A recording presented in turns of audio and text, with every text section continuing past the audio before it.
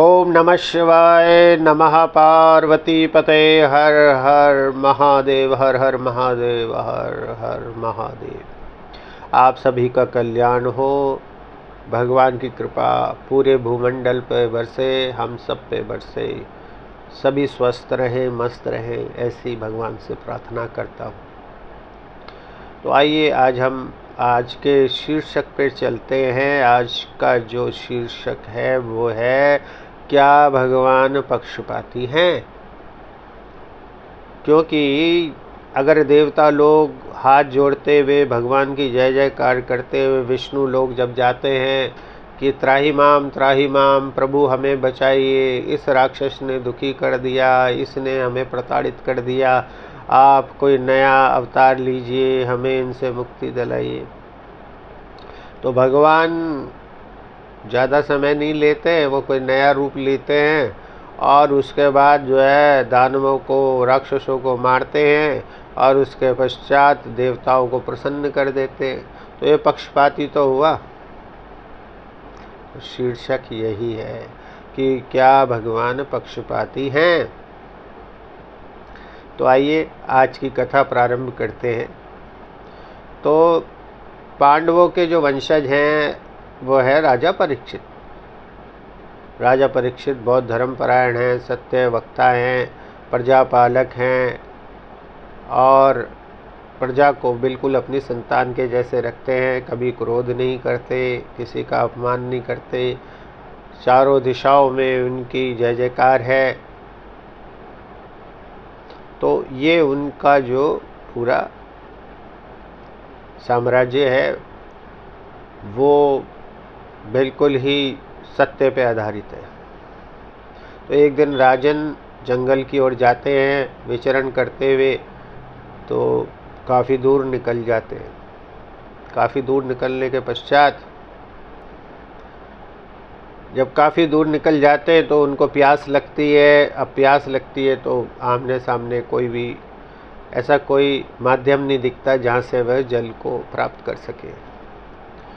थोड़ी आगे जाने पे उन्हें शमिक ऋषि का आश्रम मिलता है। अब शमिक ऋषि के आश्रम में जाते हैं, ऋषिवर को प्रणाम करते हैं और ऋषिवर अपनी आंखें नहीं खोलते, वो समाधिष्ठ हैं, अपना ध्यान में मग्न हैं प्रभु के। वो बोलते हैं भगवान प्रणाम, ऋषिवर प्रणाम,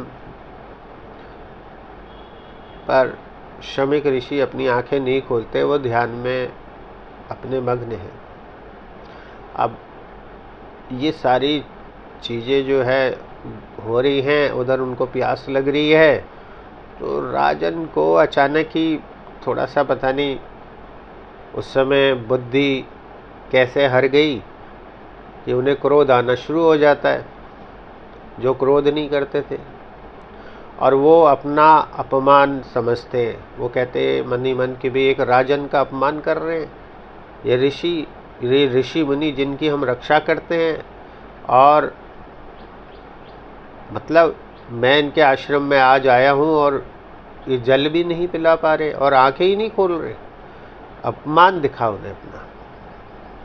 वस्तुतः वो आत्म तत्व ज्ञानी थे, उनको सब कुछ पता था, लेकिन फिर भी उस दिन उनकी बुद्धि जो है कुबुद्धि हो गई और उन्होंने अपना अपमान समझा। सामने ही आश्रम में एक मरा हुआ सर्प था, उसको अपने तीर से उठाया और शमिक ऋषि के गले में डाल दिया। अपने अपमान का बदला ले लिया समझो। उनको समझ ही नहीं आ रहा वो कर क्या रहे,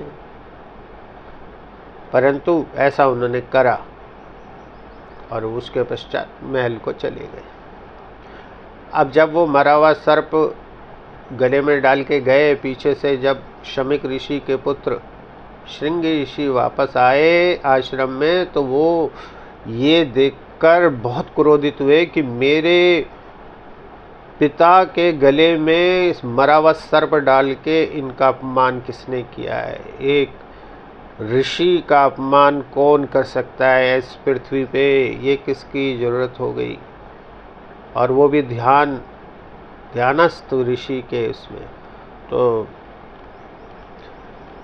श्रृंग ऋषि को बहुत बुरा लगता है और वो अपने पिता के अपमान के शोध में जलते हैं, बहुत ही क्रोधित हो जाते हैं और वो अपने कमंडल से हाथों में जल लेते हैं और तुरंत श्राप दे डालते हैं कि जिस किसी ने भी ये घोर अपमान मेरे पिता का किया है, 7वें दिन उसको तक्षक सर्प काटेगा और उसकी मृत्यु हो जाएगी। ऐसा संकल्प करके संकल्प छोड़ देते। अब ये ऋषि मुनि की संतान है, ऊपर से ब्राह्मण, तो ब्राह्मण के मुख में तो विष्णु का वास है। श्राप एक बारी गया तो फिर लौट के नहीं आता, तो श्राप दे दिया। अब राजा महल में थे, महल में थोड़ी देर बाद उनकी बुद्धि वापस आई, उनका विवेक जागा, उनके अंदर ऐसा लगा उन्हें कि मैं क्या कराया, ये मेरे तो पूरे पूर्वजों का मैं अपमान कराया, जो कि ऋषि मुनियों के चरण धो के पीते थे, और मैंने मरा हुआ सर्प डाल दिया। ये मैंने क्या किया भगवान, हे प्रभु मुझे क्षमा करना, मेरे से घोर अपमान हो गया। तो वो जो काल है उस समय उनके सर पे था। वो कारण यही है कि भगवान विष्णु ने, जो परमेश्वर हैं, सृष्टि के रचयिता है, मैंने पहले भी बोला कि हर किसी का जीवन और अंत उनके हाथ में है, उसकी वो कहानी बना के रखते हैं। क्योंकि राजा परीक्षित के जाने का समय, मृत्यु का समय निर्धारित करना था, तो यहाँ से राजा परीक्षित की मृत्यु का कारण भगवान ने खोज लिया और यहाँ से कथा प्रारंभ हुई कि उन्होंने, जो कि कभी गुस्सा नहीं करते थे, ऋषि मुनियों के आदर सत्कार में ही लगे रहते थे, कभी आवेश में आके किसी को अपशब्द नहीं बोलते थे, तो उस दिन उनके मस्तिष्क में स्वयं काल ने बैठकर उनकी मौत निर्धारित कर दी। अब वो श्राप तो मिल गया। अब उनको जब आश्रम में शमीक ऋषि अपनी समाधि से उठे, तो उनको जब मालूम हुआ कि मेरे बेटे ने ऐसे श्राप दे दिया, तो उनको भी बड़ा पश्चाताप हुआ। उन्होंने बोला बेटा ऐसा नहीं करना चाहिए था, ये तो मतलब राजन आए थे, मुझे ही आँख खोल लेनी थी, मैं तो इतना ध्यान में मग्न हो गया। आप जानते ही हो बेटा कि हमारे जो राजन हैं वो इस तरीके के विचार नहीं रखते, लेकिन कुछ हो ना हो इसके पीछे भी भगवान की लीला है। खैर, अब शमीक ऋषि ने अपने बेटे को बोला कि बेटा कैसे भी ये संदेशा पहुंचा दो कि राजन 7वें दिन श्राप मिला है आपको, अब आप मृत्यु को प्राप्त हो जाएंगे। तो जब ये संदेशा राजमहल में गया कि ऐसे ऐसे ऋषि पुत्र ने, श्रृंगी ऋषि ने आपको श्राप दे दिया है, तक्षक नाक काटेगा और आप मर जाएंगे, तो सच मानिए कि राजा परीक्षित को कोई दुख नहीं हुआ। राजा परीक्षित कोई विचलित नहीं हुए और राजा परीक्षित को कोई खेद भी नहीं हुआ कि भाई ऐसा क्यों हो गया। ना आवेश आया, ना ही उनको किसी प्रकार का दुख हुआ। वो बहुत प्रसन्न हुए, बल्कि ये श्राप की बात जान के बहुत प्रसन्न हुए। उन्होंने प्रभु का, नारायण का बहुत धन्यवाद किया। हे नारायण, मैं इतना बड़ भागी हूँ, आपने मेरे पे असीम कृपा करी।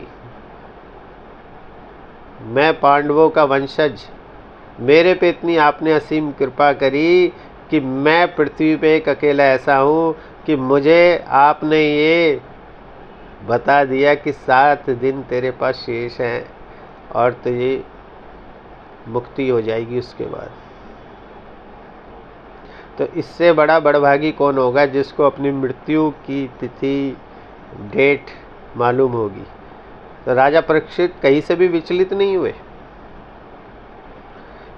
उन्होंने चारों ओर सभी दैवज्ञों को, सभी ऋषि मुनियों को, सबको संदेशा पहुंचा दिया कि आप सब आइए और मेरे को अपना आशीर्वाद दीजिए। 7वें दिन ऐसे ऐसे मेरे पारायण का समय है, तो मैं जो भी है और अच्छे कार्य करते हुए मैं इस भूमंडल को छोड़ना चाहूँगा। तो पूरे ऋषि मुनि सारे चारों ओर से सभी ब्राह्मण दैविज्ञ आते हैं और राजा को कोई सांत्वना दे रहा है, कोई कुछ कर रहा है। तो सभी लोग बैठे हैं सभा में। उसी सभा में जो है सप्तऋषि भी बैठे हैं। और लेकिन राजा परीक्षित को कोई इस चीज़ का कोई भी मलाल नहीं है कि भाई मैं मृत्यु को प्राप्त हो रहा हूँ। वहाँ पर स्वयं वेद व्यास जी भी बैठे हैं। तो तभी इतनी भीड़ में से एक 12 वर्ष का बालक दिगंबर, हाथ में कमंडल लिए हुए और सीधा सबके बीच में से, भीड़ में से निकलकर, और बीच में, जहाँ भीड़ के बीच में जो व्यास आसन है वहाँ जाके बैठ जाते हैं। 12 वर्ष का बालक, उनका इतना अलौकिक तेज जिससे कि सारे चारों ओर भूमंडल पर रोशनी ही रोशनी व्याप्त हो गई। सभी सप्तऋषि, सभी जितनी भी प्रजा है, सब अपने जगह पे खड़े हो गए और उनको प्रणाम करने लगे। स्वयं जो 12 वर्ष के बालक हैं उनके पिता वहीं पर खड़े होके उन्होंने भी उनको प्रणाम किया, वेद व्यास जी ने। तो वेद व्यास जो हैं उन्हीं के पुत्र जो हैं वो है महाराज प्रभु सुखदेव जी, जिन्होंने पूरी श्रीमद् भागवत सुनाई परीक्षित को, उनके प्रश्नों के उत्तर दिए और 12 वर्ष तक वो माँ के गर्भ में रहे। 12 वर्ष के पश्चात वो गर्भ से निकलते ही सीधा, कोई ये नहीं कि भाई जनता दरबार में चले गए। इतना दिव्य ज्ञान उन्हें प्राप्त था कि वो सीधा उठ के राजा परीक्षित की जो सभा थी उसमें आके बैठ गए, राजा परीक्षित के प्रश्नों के उत्तर देने के लिए। बोलिए सुखदेव जी महाराज की जय। तो ये जो पूरा कहानी है वो अभी समझिए कि ये सारा जो क्रिएट की हुई है, ये सारी योगेश्वर भगवान विष्णु की हुई है। तो श्रीमद् भागवत में जब बीच में राजा परीक्षित सुखदेव जी के चरणों पे लेट के उनको प्रणाम करते हैं और अपनी जिज्ञासा मन की बताते हैं और पूछते हैं कि भगवान, राजा परीक्षित ने काफ़ी प्रश्न किए सुखदेव जी से और उन्होंने उसके उत्तर दिए। सबसे पहला प्रश्न तो यही था कि हे भगवान, मुझे ये बताइए कि जिस किसी व्यक्ति को 7 दिन मिले हों केवल और जीने के लिए, तो उस व्यक्ति को इन 7 दिनों में क्या करना चाहिए? तो ये जो प्रश्न है श्रीमद् भागवत का विशेष प्रश्न यही है।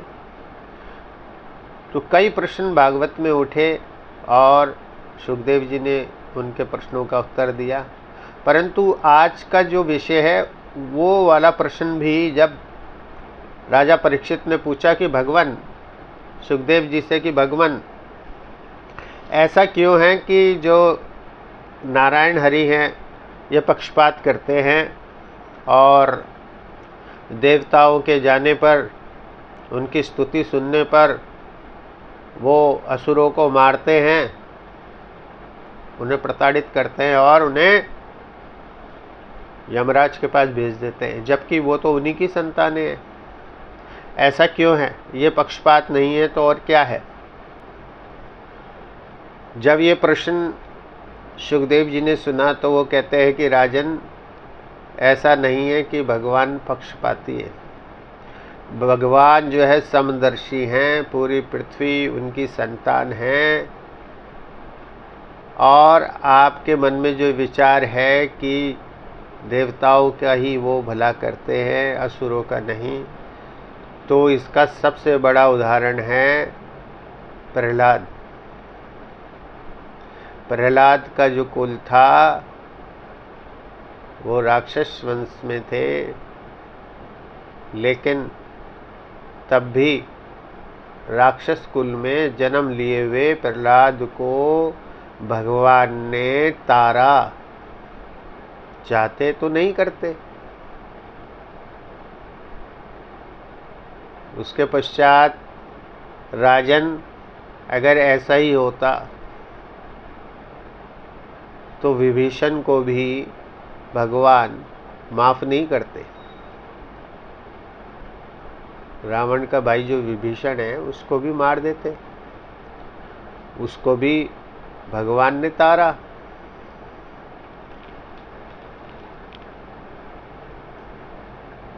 उसके पश्चात राजा बलि, उनका भी उद्धार किया वामन अवतार में, उनका भी मारा थोड़ी है। तो ये आपका जो प्रश्न है इसका कोई आधार नहीं है। भगवान समदर्शी हैं। हाँ, उनकी संतान जो है अगर सद्गामी है, सत्य मार्ग पे चलती है, कर्तव्यनिष्ठ है, भगवान के बनाए हुए वेद का अनुसरण करती है, तो भगवान कभी भी पक्षपात नहीं करते हैं। भगवान यही समझाते हैं कि राजन, कोई रीझ के चाहे खींच के अगर भगवान का नाम लेता है तो वो निश्चित रूप पे उद्धार उसका हो जाता है। ये मनुष्य के विवेक पर है कि वो भगवान का नाम किस रूप में ले रहा है। अगर भाव शुद्धि नहीं है, अगर भाव नहीं है, भाव वाला जो पुष्प है अंदर, तो वो पूजा मेरे पे स्वीकार्य नहीं है, मतलब भगवान के लिए। और अगर भाव है, जिसको बोलते हैं कि बस अंधभक्ति बोलते हैं ना, तो प्रहलाद ने की थी ना, अपने पिता हिरण्यकश्यप से कितनी वेदनाएं झेली। बोला तेरा भगवान है, इस खंबे में है। इतना अटूट विश्वास था। उन्होंने बोला हाँ पिताजी, इसमें भी है। तो जब वो एक जोर से प्रहार करते हैं तलवार से उस खंबे पे, तो वहाँ से साक्षात नरसिंह भगवान प्रकट हो जाते हैं अपने भक्त प्रहलाद जो बच्चा है उसके बचाव के लिए। बोलिए नरसिंह भगवान की जय। और जब असुरों के रावण के राज में चारों ओर केवल, आपको पता है क्या वातावरण रहा, केवल एक कुटिया थी जहाँ पर एक ही ध्वनि आती थी, राम राम राम राम, और वो थी विभीषण की। तो काजर की कोठरी में भी जो दीपक जला के बैठा हुआ था अंध भक्ति में, वो था विभीषण। हनुमान जी ने पूरी लंका जला दी, लेकिन विभीषण का जो महल था वहाँ पर कुछ नहीं किया। जा पर कृपा राम की होई, ता पर कृपा करे सब कोई। तो भगवान की जो अंधभक्ति है ना, वो परम आवश्यक है मेरे तक पहुंचने के लिए, भगवान कहते हैं। वहीं सुखदेव जी परीक्षित को बोलते हैं कि जब असुरों के राजा बलि यज्ञ संपन्न करने जा रहे थे देवताओं पे विजय प्राप्त करने के लिए, तो उनके असुरों के जो राजा हैं वो है शुक्राचार्य। तो शुक्राचार्य जब पूर्णाहुति की तरफ अग्रसित हुए राजा बलि के हाथों में देने को, तो इतने में भगवान ने वामन अवतार ले लिया, छोटे से बच्चे के रूप में आए। आपने देखा होगा, वो छोटे से बच्चे हैं और छतरी पकड़ी हुई है, वामन अवतार। अब राजा बलि जो है, जबकि असुरों के उसमें, तो उन्होंने वो पूर्णाहुति नहीं दी। उन्होंने बोला कि मेरे जो है द्वार पे एक ब्राह्मण आए हैं बालक के रूप में। शुक्राचार्य जी को बोलते हैं मैं ये पूर्णाहुति बाद में दूंगा, पहले मेरा जो कर्तव्य है मैं वो करूंगा, अब इस पहले ब्राह्मण की मैं बात सुन लेता हूं।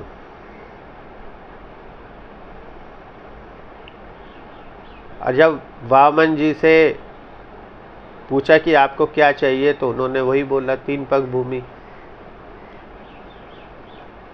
देखिए, अपना यज्ञ छोड़ के उन्होंने भगवान को 3 पग भूमि देना स्वीकार किया।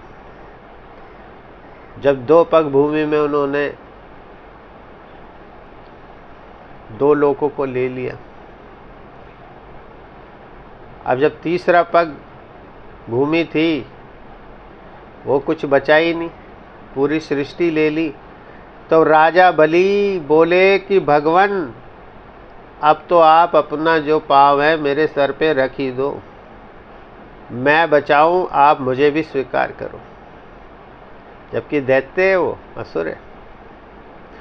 तो भगवान उसकी इस निश्चल भक्ति से बहुत प्रसन्न हुए, तो ब्राह्मण का उसने इतना सत्कार किया।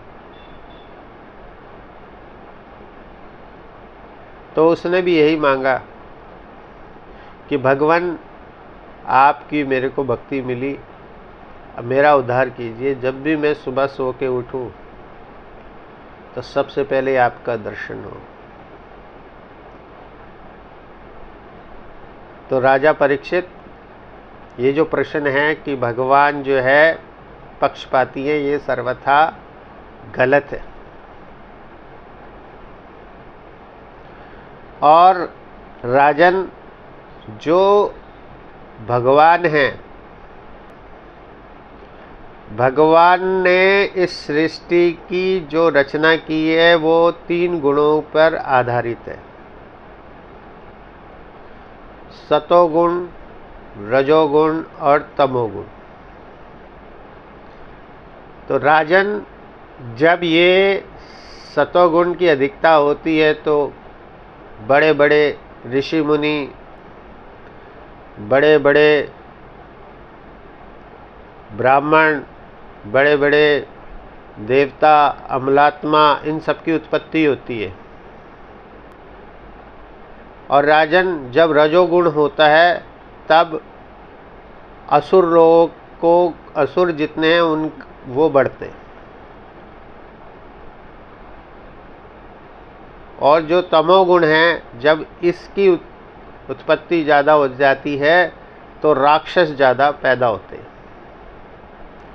तो सतोगुण, रजोगुण और तमोगुण, इन 3 तत्वों से पूरी सृष्टि का संचार प्रभु स्वयं करते हैं। इन तीनों गुणों के आधार के अनुपात पर ही सृष्टि चलती है और प्रभु सृष्टि को इन तीनों के अनुपात से ही चलाते हैं। जैसे कि उदाहरण देते हैं कि इन तीनों का अनुपात जो है सामंजस्य रहना चाहिए। तो मान लो कि भाई राजन,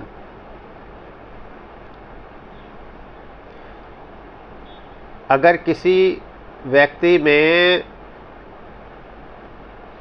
ज़्यादा चीनी शर्करा की मात्रा हो गई शरीर में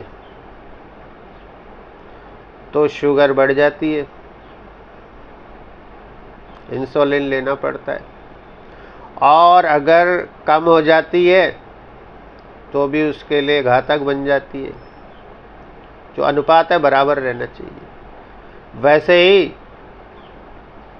अगर किसी मनुष्य में ज़्यादा नमक बढ़ गया तो हाई बीपी हो जाता है, दिमाग की नसें फट जाती हैं। और कम हो जाता है तब भी वो मूर्छा खा के मृत्यु की तरफ जाने को तैयार हो जाता है। तो ये जो अनुपात है सतोगुण, रजोगुण, तमोगुण का, वो यही अनुपात है कि देवी देवता, राक्षस, असुर, इनका समान अनुपात भगवान ही निर्धारित करते हैं। और कब कौन सा अनुपात कितना रखना है, इन सब का लेखा जोखा नारायण के पास है। और वही नारायण जब कोई अनुपात कम हो रहा है चीनी के रूप में तो उसकी अधिकता बढ़ा देते हैं, और कभी ज़्यादा हो रहा है बीपी तो वो नमक भी घटा देते हैं। इसको ऐसा ही जानना चाहिए। तो प्रभु पक्षपाती हैं, ये सर्वथा कहना गलत है। आपका ये प्रश्न जो है बिल्कुल ही सही नहीं है। राजन, जगत सर्वम शरीरेते,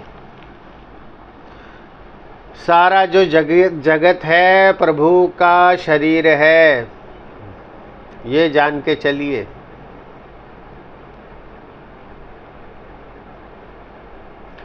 अगर जो मनुष्य इस चीज को समझ जाता है तो राजन प्रभु के आत्म तत्व के बोध का उसको ज्ञान हो जाता है।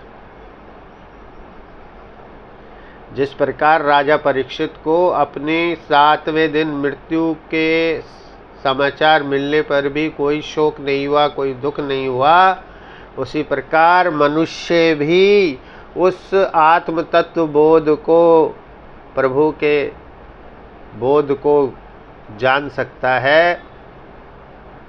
उसके लिए एक अच्छे गुरु का होना परम आवश्यक है, जो कि आपको प्रभु के तत्वों का बोध करवा सके और साथ ही साथ जीवन और मृत्यु के बीच का जो मध्य का जो समय है उसको कैसे मनुष्य भोगे, काटे, जिससे कि जब मृत्यु सामने हो तो उसको किसी प्रकार का कोई दुख ना हो। तो आशा करता हूँ आपको आज का जो ये विषय है आपको पसंद आएगा। ईश्वर आपको सदैव सुखी रखे। नमो नारायण। हर हर महादेव।